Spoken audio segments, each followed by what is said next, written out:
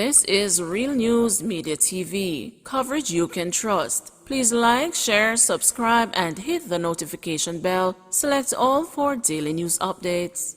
Good afternoon, my Real News Media TV family. Welcome back to the channel for another news update for October 12, 2023. And in the news this afternoon, Barum opts for mediation.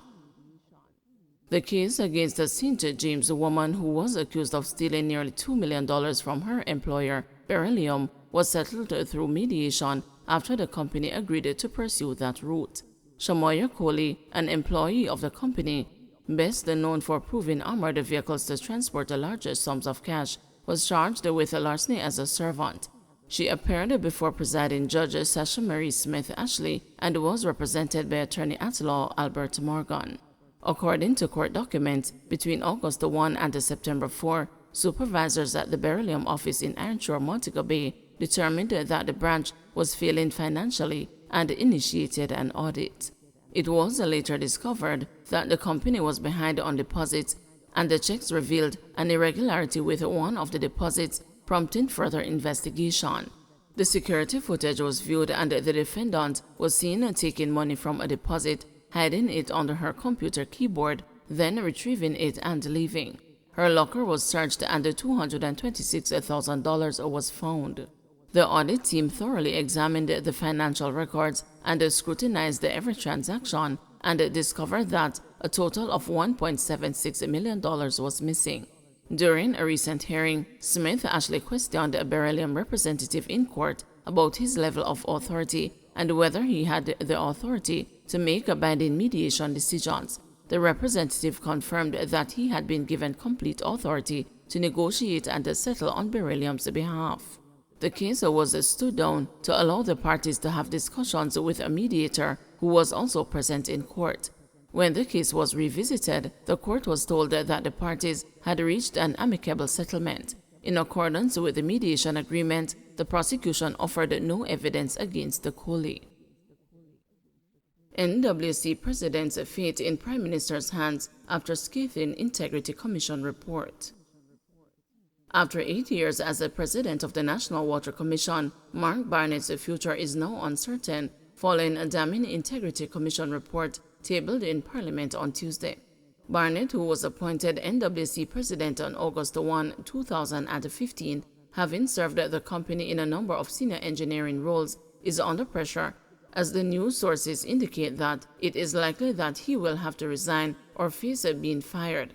He has done really well in whipping the NWC into a fighting and a functioning state agency, despite calls for some employees for him to go in recent times, but this IC report cannot be ignored, said one of the sources.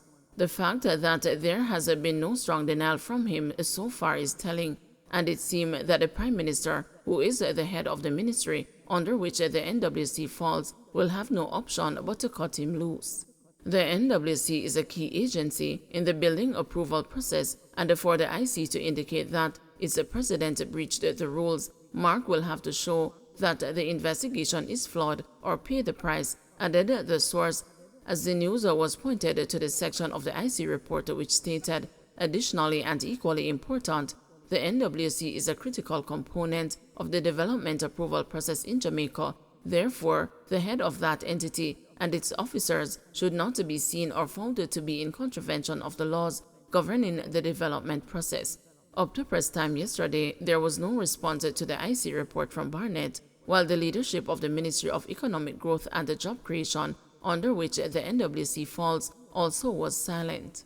But the news sources indicated that a closer watch should be kept on any release from Prime Minister Andrew Holness, who up to late Wednesday was still studying the IC report, which questioned if Barnett retains the moral authority to lead the NWC, and which suggested that Director of Public Prosecutions Paul Llewellyn should consider taking action against him.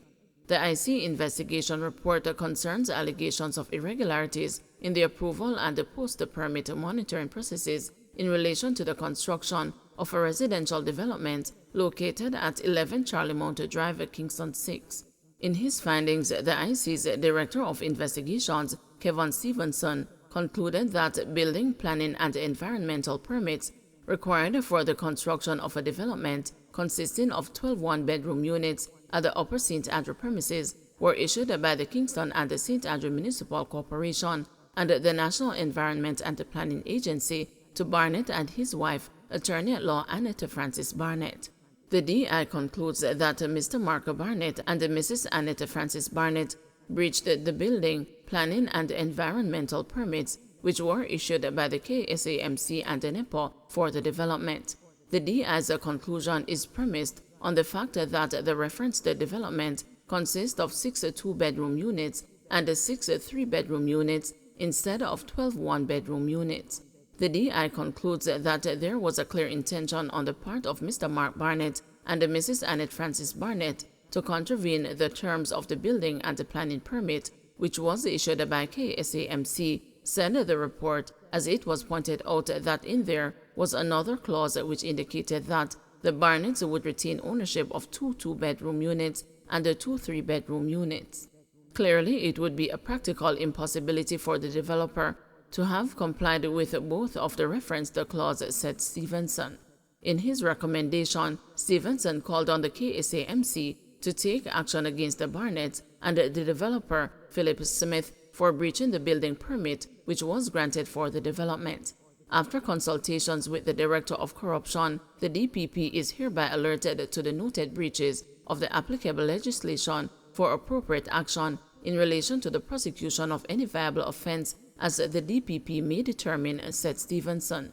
He added, as it relates to the egregious conduct of Mr. Mark Barnett, the DI recommends that the NWC apply such a sanction as it deems appropriate and necessary to restore public confidence in its leadership and to demonstrate that such conduct cannot and will not be tolerated in public office. The DI's recommendation is premised on the fact that Mr. Barnett is the holder of a public office within a large and long-standing public body, and therefore he is required at a minimum to uphold the laws of Jamaica, to discharge his fiduciary duties without reservations and equivocation, and to always comport himself in a way which is consistent with the dignity of that office. The report also recommended that necessary and appropriate action be taken against Annette Barnett by the General Legal Counsel for breaches of the canons of professional ethics rule. 27-year-old accused of crushing homeless man's skull confesses to murder. A 27-year-old man who was accused of crushing a homeless man's skull in Montego Bay, St. James, has pleaded guilty to murder. Rashawn Bulgin will be sentenced by Justice Judith Pusey in the St. James Circuit Court today. He entered the guilty plea during an appearance yesterday. The sentencing hearing was put off as Bulgin's attorney, Albert Morgan, was said to be unwell. Matthew Letman's body was discovered on the morning of March 7 along the Jimmy Cliff Boulevard. The police say his body had severe injuries consistent with a brutal attack. Preliminary reports revealed that Letman's skull had been crushed, likely by a heavy stone, which led to his death. A post-mortem conducted on April 6 confirmed the findings. A search culminated in Bulgin's capture just 2 days after the crime. The police say the combined efforts of crime scene investigators and the communication forensic and the cybercrimes division of the police force played a pivotal role in building a robust case. Don't forget to like, share, subscribe, and hit the notification bell. Select all for daily news updates.